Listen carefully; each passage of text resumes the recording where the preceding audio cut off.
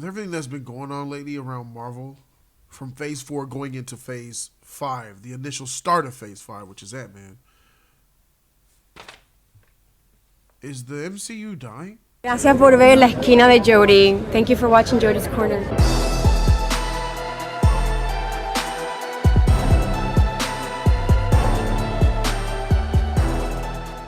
YouTube was good. It's your boy Jody Joe. Welcome to Jody's Corner. I gotta really seriously ask this question: is the MCU, is Marvel dying?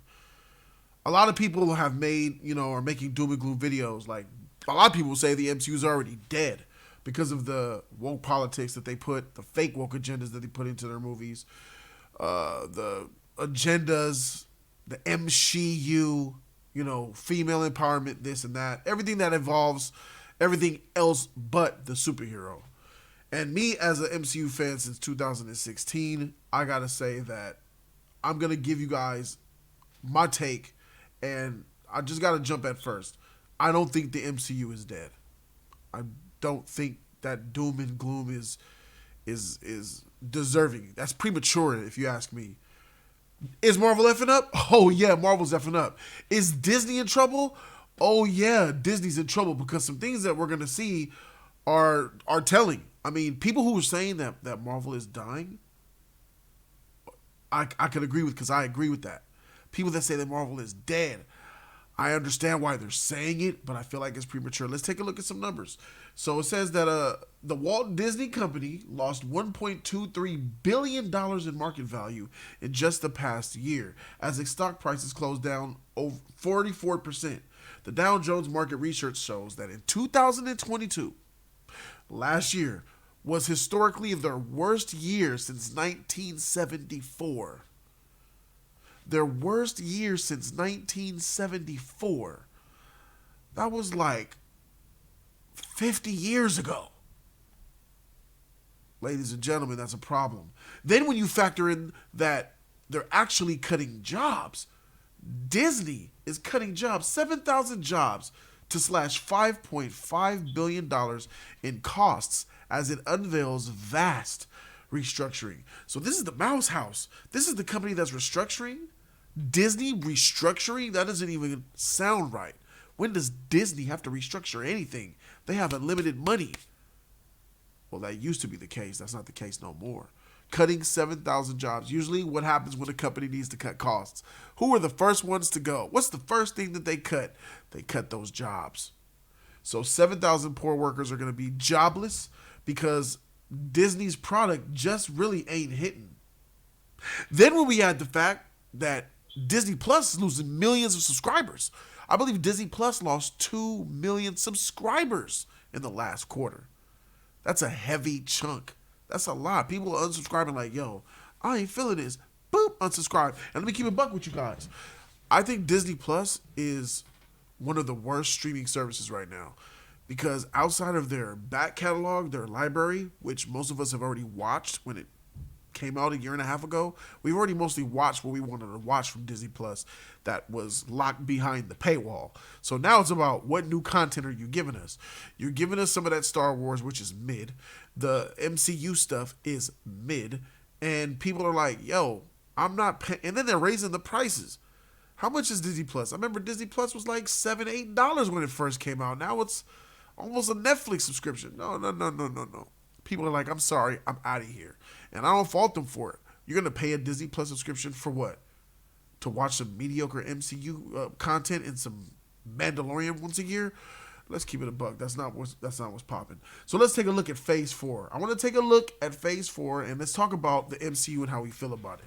Here's my idea. We're going to break down Phase 4, then we're going to look at Phase 5. Phase 5 consists of only one movie. It's Ant-Man. You guys know how I feel about Ant-Man. Both reviews are on the channel right now. Black Widow started off Phase 4 May 1st, 2020. How do we feel about Black Widow?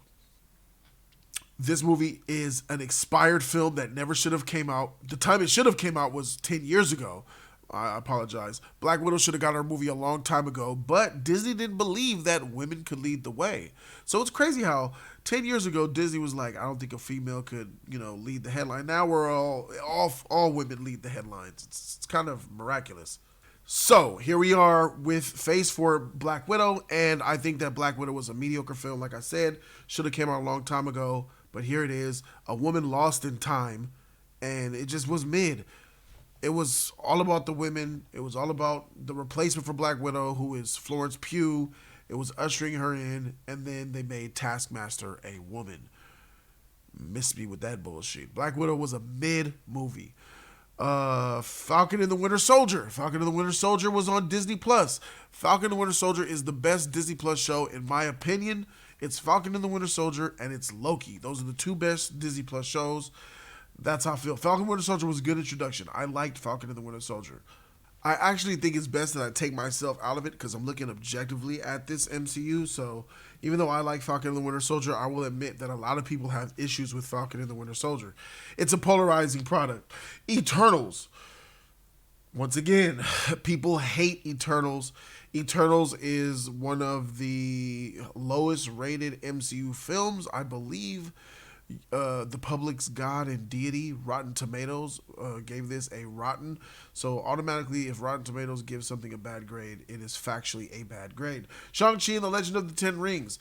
Shang-Chi is another MCU movie that people thought was okay. Even though I liked it a lot, the consensus is that it's alright. This is Phase 4 though? Like, this is what we're doing after Thanos? Like, I don't think this would be that much of a problem if it was Phase 1 or 2. No, Phase 2 or 3 a little bit. But Phase 4 after Endgame, oh boy, you got some problems, yo. Let's move on. Moving on to what's next. WandaVision. Now, a lot of people like WandaVision. This is what was the first release show on Disney Plus. People ate this up. They enjoyed it. Me personally, I hate this show. But there you go. That's a winner for Phase 4. Doctor Strange in the Multiverse of Madness. This is another polarizing one. So Doctor Strange, a lot of people were hyped for this.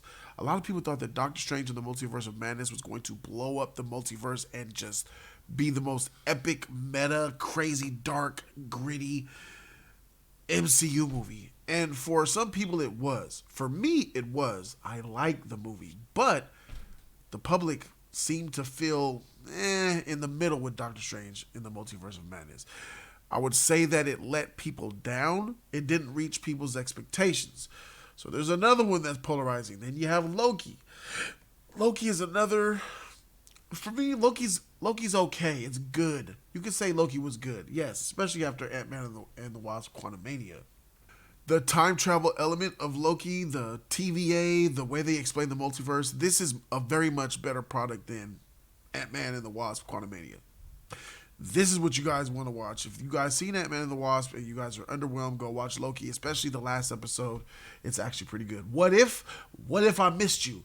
Missed me with this mediocre shit. Hawkeye, absolute garbage and trash. They disrespected the man. They ushered in a female, this chick who's beats Punisher. Like, it's ridiculous. And then we have Thor: Love and Trash. Thor: Love and Trash is the worst superhero movie ever made. I'd rather watch Catwoman on repeat than ever watching Thor: Love and Trash again. I will. There's some things that I wouldn't be proud of that I will do in order to avoid Thor: Love and Trash. So it's like, dang, if we're looking at that slate's mid. And for a lot of people, they hate that slate. Then you add Phase 5, Ant-Man Quantumania, and that's another trash movie. And the narrative spun out throughout this is, look, check this out. Black Widow, she, you. Falcon and Winter Soldier, Carly, she, you. Eternals, Shang-Chi, WandaVision, she, you. Doctor Strange in the Multiverse of Madness, she, you. Loki, she, you. What If, she, you. Hawkeye, she, you. Thor: Love and Trash. Then you have Ant-Man and the Wasp: Quantumania, she, you. The MCU critique is a real serious thing. So I would say that, yes, looking at this slate, combined with Quantumania, I can see how, Marvel's dying right before our very eyes. But me, the Marvel fan, got to keep up hope alive. They can change it. They can turn it around. I got to be honest. I think Phase 5 and 6 are going to stink. We're going to get some stink, y'all. We might get a couple of movies in Phase 6 that are good, like Spider-Man 4, Fantastic Four, maybe. But overall, that's still not enough to make that phase good. I think that Phase 5 and Phase 6, I think we're going to go through a stinker here. I think we're going to have a rough future ahead as Marvel fans for the next couple of years. But around 2026, I believe, or is it 2027, when the next phase starts to come, then we'll see a turnaround. And that turnaround has to be X-Men. If that turnaround is not X-Men, then I'm sorry. If Kevin Feige's next move is not X-Men, goodbye MCU.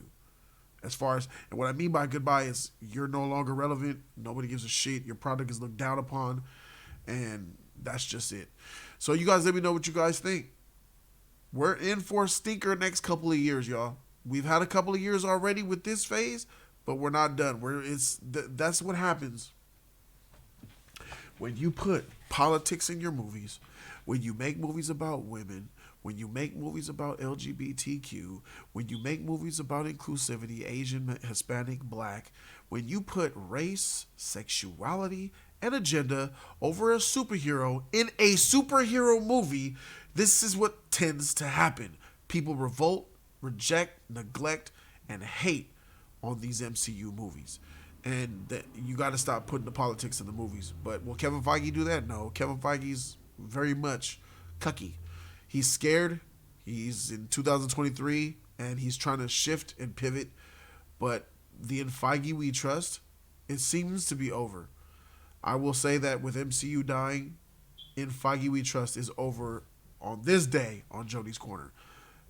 He has to prove himself again because he's let me down too many times. This is an entire phase of a letdown, guys. This is a lot of product. This is 1, 2, 3, 4, 5, 10 items where it's lacking in MCU fashion of what he's used to be doing. This is not good. And Disney is hurting because of it. Marvel's hurting. The streaming service is hurting. Disney's hurting. I could understand if it was just bad product and it was just left as that. Like, critics don't like it.